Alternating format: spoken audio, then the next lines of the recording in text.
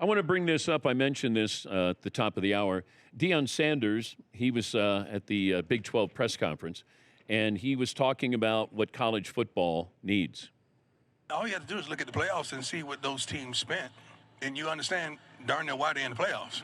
It's kind of hard to compete with somebody who's giving $25, $30 million to a darn freshman class. We're not complaining because all these coaches up here can coach their butts off and give them the right opportunity with the right players and play here and there, you'll be there. But it's what's going on right now don't make sense. And we want to say stuff, but we're trying to be professional. But you're going to see the same teams darn near at the end and with somebody who sneaks up in there. But the team that pays the most is going to be there in the end. Yeah, this is no secret. There is a salary cap, but that doesn't stop, collectives or boosters from getting money. It's just going to be under the table. It'll be back to the way it was years ago when you paid people under the table. You got NIL, but that doesn't matter. You can pay through NIL. There's way too many windows. Way too many windows. By the way, this 5 plus 11, what I'm told is that'll be the format in 2026. That's expected to be the format for the playoffs in college football, where you get the 5 highest ranked conference champions. They get an automatic bid. The remaining 11 spots would be filled by at-large selections chosen by the College Football Selection Committee. So it's 5 plus 11. Big 12 and ACC, they love it. The Big 10 and SEC do not. They would like to propose a model that would include 4 automatic qualifiers for the Big 10 and 4 for the SEC. So they would get half of the bids in a 16-team playoff. Now, once again, talking to my source today, the 5 plus 11 model will win out when the college football playoff goes to 16 teams. Also, the revenue share that's in place has little chance of succeeding. It's opened the door to excessive payments by collectives, and going forward, these payments will be under the table and not reported. So that's according to my college football source. Probably looking at the 5 plus 11. ACC, Big 12 are all for it, whereas the SEC and Big 10 go, we would like half of the bids for the 16-team playoff. Yeah, Paul. Dan, maybe they call it 5 plus 10 plus Notre Dame because that's how it's going to be. Notre Dame gets 9 plus wins. They will put them in. Yes. Yeah, they will. But it's going to happen. I was told that they're probably going to expand March Madness as well. I thought we were going to have something either last week or this week, but that's what I was told. I don't know if they're going to 72 or 76, but I mean, I understand it. This is about money. That's all. Because the teams that you're adding have no chance of winning the title. None.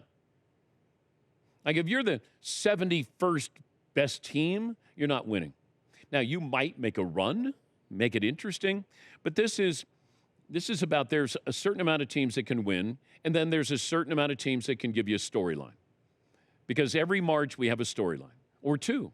You go, oh, my God, they're making a run. Oh, that player, I didn't know he was that good. Then it gets down to the Elite Eight, Final Four, and then you go, okay, guys, you take over.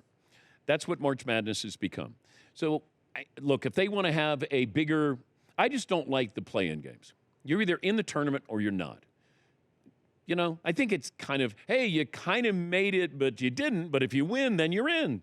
And it's like going to a party, but you don't get to go inside. You're outside, and I'll sneak you drinks. And then all of a sudden you go, hey, we got a spot in here. Tommy left. You get to go into the house party. Yeah, Paulie. The one thing, though, about the play-in games, it allows them to expand the tournament and not change the tournament structure of 64. So they'll add play-in games, the pre-tournament games, and then you'll still start the tournament on that Thursday with 64 teams, and you'll still have that same bracket look and the same 16 seed, 1 seed. That's what these play-in games allows. Yeah, Marv.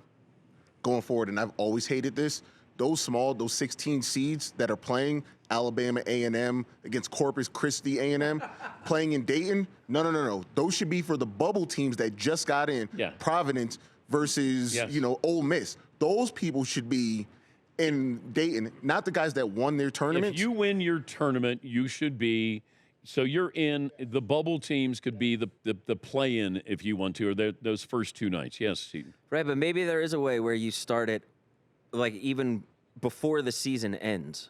right? There's a way that you could do a tournament like that where it runs throughout the entire season, the actual basketball season. So you're playing your conference games, your non-conference games, and then the actual tournament too, where if you won your, say, your conference last year, you already qualified to be in the tournament this next year. Oh. So you sort of like you win your way in by, say, the year before, and then that would actually help because you know you're already in the tournament. That helps you with recruiting.